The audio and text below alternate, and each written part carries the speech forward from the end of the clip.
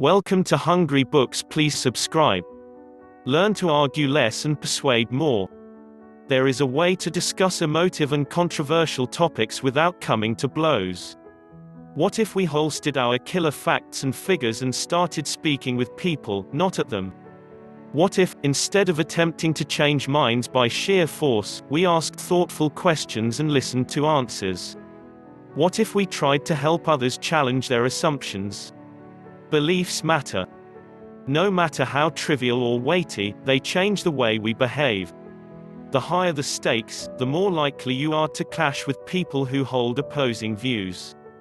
And when both of you are convinced you're in the right, conversations become impossible. But there is a way to have productive discussions about difficult subjects. Impossible conversations can be productive when they become collaborative. What is an impossible conversation? Well, it's the kind of conversation that feels futile, a conversation in which the divide between ideas, beliefs, and worldviews appears unbridgeable. A crucial element that's often missing in these exchanges is give and take. Rather than speaking with one another, you take turns speaking at one another. Neither side listens. Instead, you simply pour your ideas onto your opponent, or worse, engage in verbal combat. The good news is that if someone is willing to talk, there's a chance you can have a productive conversation. Beliefs can, and do, change, but there are good and bad ways of changing them. Coercion is a lousy way to change somebody's mind. And it's not just because it's unethical. There's also a simple, pragmatic reason to reject coercion: it doesn't work. No one has ever truly reevaluated their beliefs after being punched in the head. They may say they have, but often that's just pretense.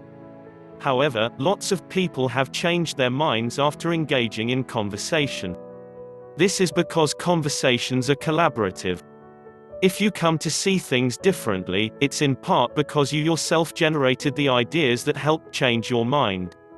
When you work together with somebody, you achieve better results than when you simply tell them that they're wrong and, quite possibly, also stupid. If you want to change someone's mind, you have to listen to them. Before we get to listening, let's look at the other side of the equation: talking.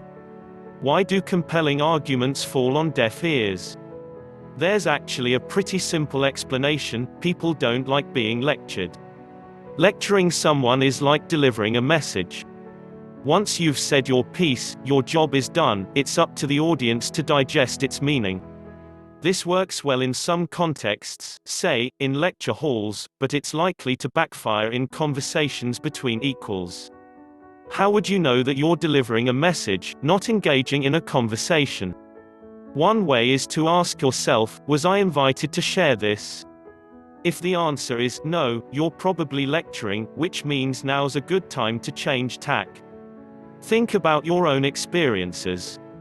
Who would you rather have over for dinner, the authoritative know-it-all who treats you as if you were his pupil? Or someone who asks you questions and listens to what you say? It's a no-brainer, right? Remember, everyone finds it deeply satisfying to be heard. Base your conversations on this psychological insight, and your rewards will be huge. What happens when we disagree with our friends?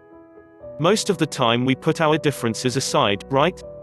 After all, friendship is more important than scoring rhetorical points or winning arguments. Now, of course, you can't be friends with everyone. But friendship can teach us something important about the art of engaging in productive conversations. It's easier to talk openly and air disagreements when you build rapport. Friends establish something psychologists call rapport. It's that sense of being comfortable and getting along with someone, of trusting them and their motivations. Rapport is also the reason why friendships can withstand clashes of opinion. This isn't to say that you should treat strangers as friends and attempt to build a high level of rapport with people you don't know. But there is a case for building at least some rapport before getting into substantive issues. We can learn a couple of lessons from such conversations. One is to break the ice with obvious questions about names, occupations, and so on. The aim is to find common ground. Chances are, both you and your conversational partner have plenty in common. Another tip is to avoid the parallel talk. This is when someone tells you about their vacation in Cuba, and you take this as a cue to start talking about your time in Cuba. Asking someone questions about their holiday is an easy and effective way to build rapport. Using their stories to talk about your life, by contrast, is a great way to undermine this connection. To change someone's mind, you must first plant a seed of doubt. Remember how we said lecturing people was less effective than asking them to generate their own ideas? Well, if you want to change someone's mind, you should also let them generate their own doubts. This begins with what's known as modeling ignorance. If you want somebody to recognize the limits of their knowledge, pretend to be ignorant. Invite an explanation. The best way to do so is by asking them open questions. It's frustrating when people misunderstand you, isn't it? And it's even worse when they do so deliberately. Once your position has been misrepresented by someone, your real views no longer matter. Instead, she's attacking a straw man, a misrepresentation that's easier to defeat than your real opinion. This doesn't just make conversations futile, it's also deeply unfair. Luckily, there's a simple set of rules to prevent this. To foster mutual respect and openness during arguments, use Rapoport's rules. These rules are: Rule 1 states that you must attempt to rephrase your partner's position in your own words. Do it as clearly and fairly as you can. You want them to say, "Wow, I wish I'd put it like that." Rule 2 says that you must list every point of agreement between you and your conversation partner. Rule 3 suggests you should tell your partner what you've learned from their argument. And finally, Rule 4 states that you may voice disagreements only after you've gone through the previous 3 rules. Following Rapoport's rules can be difficult, especially in the heat of the moment, but it will improve your conversations. Not everyone forms their beliefs on the basis of evidence. People who value evidence above all else often find it hard to understand somebody like Ham. Unsurprisingly, this makes conversations very difficult. Creationist views are more widespread than you might think. Despite the overwhelming scientific evidence, 34% of Americans reject evolution entirely. And it's not because they haven't been exposed to facts about evolution. No, they simply applied different criteria. And these criteria have nothing to do with evidence. When beliefs are driven by moral or social considerations, facts rarely cut through. This is because, as humans, we care deeply about being good. This means that we often value feedback from peers and role models more than facts. Many of us have been there. Sometimes evidence just doesn't get you very far. If evidential arguments aren't helping, try posing logical questions instead. Ironically, introducing facts in order to change someone's mind often backfires. Their beliefs become even more entrenched. This is because this style of argument gives your opponent a reason to defend their position. They may think that admitting they were wrong will make them look foolish. Or they may have invested a lot of time, energy, and money into their belief. So, if offering factual evidence doesn't work, what should you do instead? The key is to focus on the internal logic of your opponent's belief. For now, forget about whether their views make sense. Instead, ask lots of open questions. As we learned earlier, questions are great at exposing problems and contradictions. Finally, you can try asking so-called disconfirming questions. These questions probe the internal logic of a belief by asking what it would take for someone to abandon their views. So far, we've quoted philosophers and psychologists, members of 2 professions who specialize in difficult conversations and tricky questions. But the last word belongs to a group whose ability to persuade is very often the difference between life and death.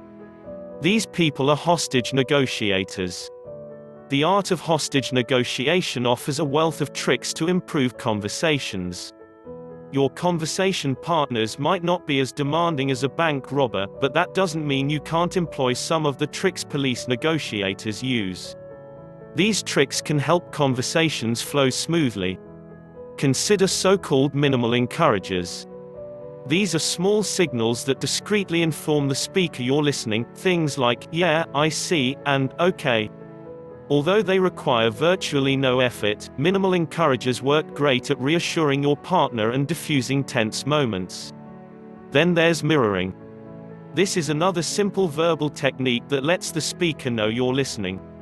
Perhaps more importantly, it also tells them that you get what they're saying.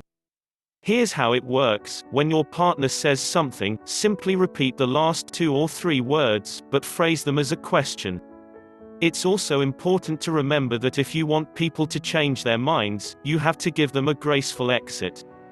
In the world of hostage negotiation, this is known as building a golden bridge. This technique draws on the insight that people are more likely to stick to their guns if that's the only way they can save face. In practice, this can be as simple as emphasizing that the problem you're dealing with would be very difficult for anyone, including you. Finally, one of the best ways to create the conditions for a positive conversation is to begin by addressing small issues. Start negotiations by dealing with things that are easy to resolve. If you agree on the small stuff early on, you'll create a climate of success. This is the sort of environment that makes it easier to remain civil when the conversation turns to bigger disagreements. Thank you for watching. Please don't forget to like and subscribe.